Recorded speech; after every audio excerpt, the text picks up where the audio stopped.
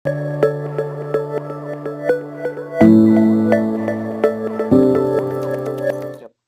dari kelompok 10 akan mempresentasikan investment dari ekonomi makro, dan ini anggota saya, ada saya Andi Christian. Ada saya Anggita. Ada saya Timothy. Baik, materi presentasi kami ada 4 subtema, yaitu bisnis investasi tetap oleh perusahaan, ada investasi residensial, ada investasi inventaris, dan kesimpulan.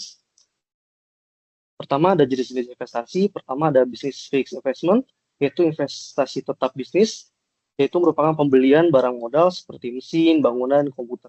Kemudian ada residential investment, di mana investasi untuk pembelian rumah baru oleh individu atau tuan rumah. Kemudian ada inventory investment, di mana investasi inventaris seperti penyimpanan barang seperti bahan baku, barang dalam proses, dan barang jadi. Akan dijelaskan lebih lanjut. Berikut business fixed investment, investasi tetap oleh perusahaan. Merupakan bentuk investasi terbesar, yaitu pengeluaran perusahaan untuk barang modal tetap seperti mesin, gedung, dan kendaraan yang digunakan oleh dalam produksi jangka panjang. Investasi jenis ini sangat dipengaruhi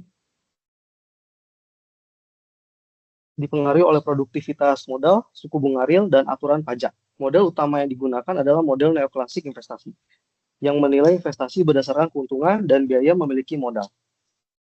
Kemudian ada model neoklasik investasi. Di sini ada model neoklasik menjelaskan bahwa keputusan investasi didasarkan pada perbandingan antara manfaat dan biaya kepemilikan modal.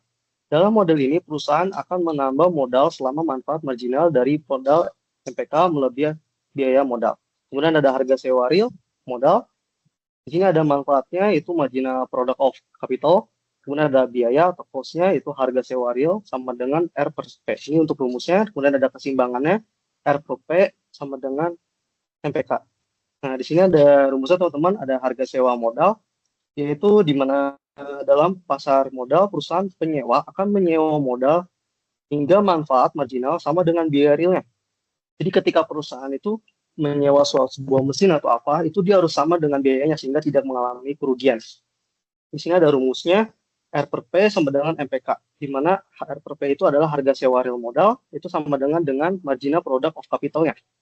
Kemudian memiliki persamaan, itu teknologi yang ada A, L per K. Pangkat A itu adalah di mana A-nya adalah teknologi, L-nya adalah tenaga kerja, K-nya modal, dan A-nya elastisitas output terhadap modal. Kemudian di sini ada biaya modal atau cost of capital, di mana biaya modal mencakup 3 komponen, yaitu ada bunga atas modal, penyusutan, dan perubahan harga modal. Ada rumusnya juga. Kemudian ada faktor penentu prestasi. Perusahaan akan berinvestasi jika keuntungan melebihi biaya modal. Ketika harga sewanya itu lebih rendah, bahkan biaya modalnya itu lebih rendah, diharapkan dapat mendapatkan pengembalian atau revenue-nya lebih tinggi sehingga investasinya tidak mengalami kerugian. Di sini ada efek suku bunga dan teknologi. Penurunan suku bunga real menurunkan biaya modal dan investasi dan mendorong investasi. Inovasi teknologi yang meningkatkan A, yaitu tadi A sebelumnya itu kita jelaskan sebagai teknologi, juga akan menaikkan MPK yang membuat investasi menjadi lebih menarik. Kemudian ada kondisi steady state. Kondisi steady state di dalam jangka panjang, investasi berhenti bertambah ketika keuntungan marginalnya setara dengan biaya modal, karena dia sudah stuck di kondisi yang sama dengan. Jadi si marginalnya tidak di atas dari biaya modalnya. Kemudian ada pajak dan investasi. Pajak penghasilan perusahaan dapat menurunkan insentif investasi, terutama jika depresiasi dihitung berdasarkan harga historis, bukan harga pasar saat ini. Investment tax credit dapat meningkatkan investasi dengan mengurangi harga efektif barang modal. Kemudian di sini ada Tobins and investasi, di mana model Tobins menyatakan bahwa perusahaan akan menambah modal jika nilai pasar modal terpasang lebih besar dari biaya penggantiannya. Kemudian ada pasar saham sebagai indikator ekonomi. Fluktuasi harga saham seringkali berkorelasi dengan fluktuasi aktivitas ekonomi karena mencerminkan ekspektasi terhadap profitabilitas masa depan dan iklim investasi. Kemudian dilanjutkan oleh teman saya. Selanjutnya ada residential investment. Penentuan investasi perumahan harga relatif perumahan disesuaikan untuk menyeimbangkan pasokan dan permintaan untuk stok modal perumahan yang ada. Harga relatif kemudian menentukan investasi perumahan, aliran perumahan baru yang dibangun oleh perusahaan konstruksi. Selanjutnya, perubahan permintaan perumahan. Ketika permintaan perumahan bergeser, harga equilibrium perumahan berubah, dan perubahan ini pada gilirannya mengaruhi investasi perumahan. Kurva permintaan perumahan dapat bergeser karena berbagai alasan. Ledakan ekonomi meningkatkan pendapatan nasional dan karenanya permintaan perumahan. Peningkatan populasi yang besar mungkin karena imigrasi dan juga meningkatkan permintaan perumahan. Salah satu faktor penentu permintaan perumahan yang penting adalah suku bunga real. Banyak orang mengambil pinjaman hipotek untuk membeli rumah mereka. Suku bunga adalah biaya pinjaman. Bahkan beberapa orang yang tidak perlu meminjam untuk membeli rumah akan menanggapi suku bunga, karena suku bunga adalah biaya peluang untuk menyimpan kekayaan mereka dalam bentuk perumahan daripada menyimpannya di bank. Oleh karena itu, penurunan suku bunga akan meningkatkan permintaan perumahan, harga perumahan, dan investasi perumahan. Pasar perumahan dari tahun 2000 hingga 2008 dekade pertama tahun 2000-an diawali dengan lonjakan pasar perumahan, yang kemudian diikuti oleh penurunan. Panel A menunjukkan indeks harga perumahan. Panel B menunjukkan pembangunan perumahan, yaitu jumlah rumah yang baru yang mulai dibangun oleh para pembangun.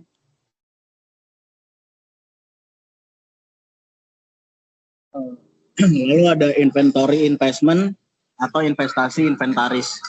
Investasi inventaris dapat didefinisikan sebagai barang yang disimpan oleh bisnis untuk berbagai keperluan, seperti produksi di masa depan, penjualan, atau penggunaan internal.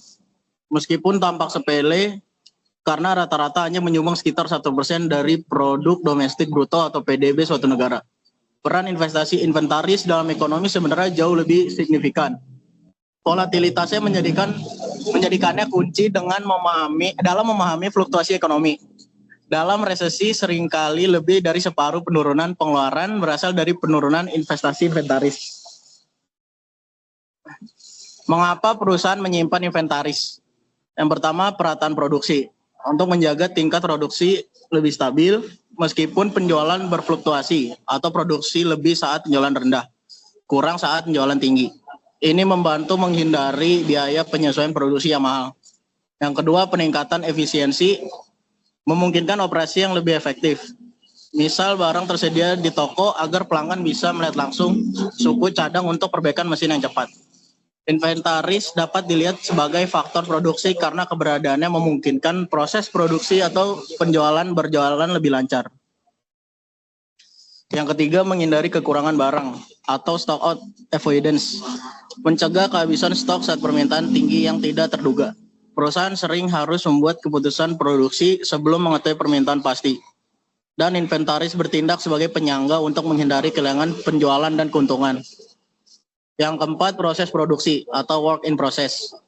Barang yang masih dalam tahap produksi, misalnya komponen yang belum dirakit menjadi produk akhir, dihitung sebagai inventaris. Ini menunjukkan bahwa inventaris juga merupakan bagian intrinsik dari alur kerja manufaktur. Faktor yang mempengaruhi investasi inventaris. Pertama ada suku bunga real. Suku bunga real adalah biaya peluang yang memegang inventaris. Peningkatan suku bunga real meningkatkan biaya penyimpanan, menyebabkan perusahaan mengurangi inventaris. Misal just in time production di tahun 1980-an. Ada kondisi kredit. Banyak perusahaan membiayai inventaris dengan pinjaman bank. Kondisi kredit yang ketat atau pinjaman sulit didapat membuat perusahaan mengurangi inventaris. Contoh nyata adalah selama krisis keuangan 2008, investasi inventaris real di Amerika Serikat anjlok dari positif 42 miliar dolar pada 2006 menjadi negatif 28 miliar dolar pada 2008.